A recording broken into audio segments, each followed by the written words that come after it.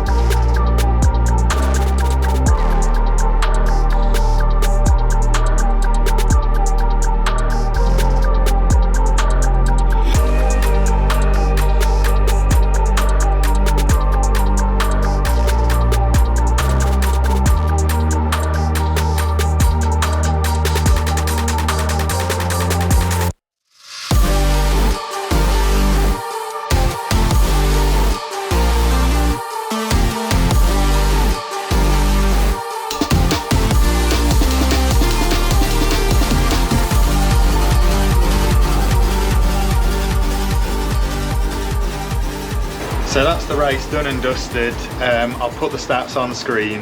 It was a bit of a disappointing day out for me, really. Had a few mechanical issues.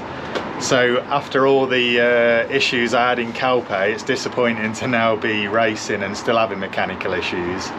I think my race bike's in need of a bit of TLC, so I'm going to be sorting that out in the coming weeks. I think I've got some new parts on order, so hopefully that'll be an end to that.